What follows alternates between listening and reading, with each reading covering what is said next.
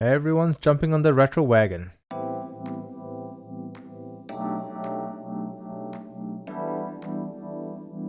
Hello and thank you for clicking on this video where I'll be talking about Rose Technics Distant Mountain. This is a $70 dynamic driver headphone that is joining in on the trend of all these retro designs. But before we dive in deeper, I'd like to take this opportunity to thank Rose Technics for sending this unit in exchange for my honest feedback. However, as always, all thoughts and opinions are my own and are not influenced by any parties. If you've been enjoying my content, please do consider hitting that like and subscribe button. That will help the channel a lot and I appreciate your support. The unboxing experience for this headphone is pretty special. Opening the box, you'll be greeted by multiple compartments where one compartment you have some manuals, and they even included an anime girl stand. I mean, why?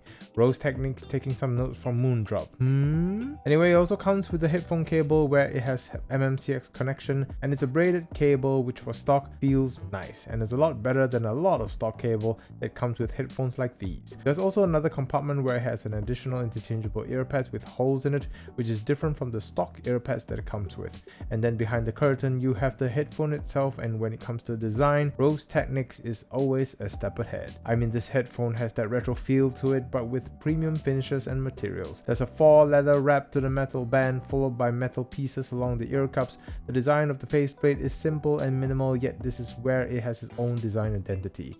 I wish it didn't have the Distant Mountain naming on it just to keep things clean, but you gotta have some branding to it somehow. But either way, a beautifully made piece here that just sets this headphone apart from the others. It also has some weight to it which adds to the premium feel of it. The ear cups is also where you adjust the height of the headphone, and at the bottom is where you plug in your MMCX connection.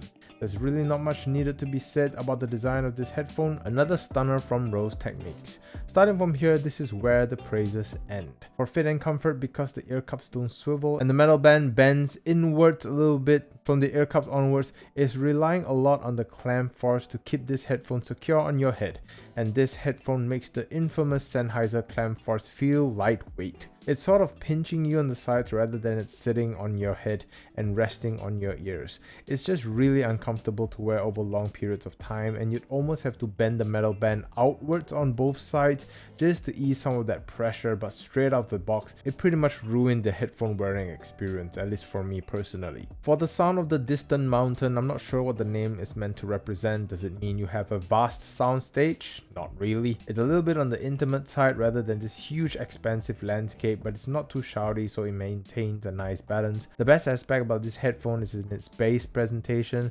That warm, punchy, full-bodied note that punches through and is surprising, especially coming from a headphone like this. Vocals are coming through front and center due to that intimacy, the lower regions giving it that bit of warmth. The treble is subdued, especially on the full ear pad, and there's details coming through this headphone, but mostly macro details, but the subtle nuances get lost within the track. And the vocal notes sound a little bit veiled as well. Imaging and detail retrieval are just about average. It sounds just like a budget IAM or headphone where there's not a lot that stands out or anything that will blow your mind away, but it does the job in terms of giving you a warm and bassy sound presentation. If you swap the ear pads around to the ones with the holes in the middle, the treble becomes sharper, but overall sound presentation also becomes thinner rather than clearer, and it may affect treble sensitive people. So the only headphone I can compare the Distant Mountain to would be the recently talked about headphone, the Snow Sky Wind. The Wind comes with a much cheaper price tag, but the looks and feel of the headphone matches the price,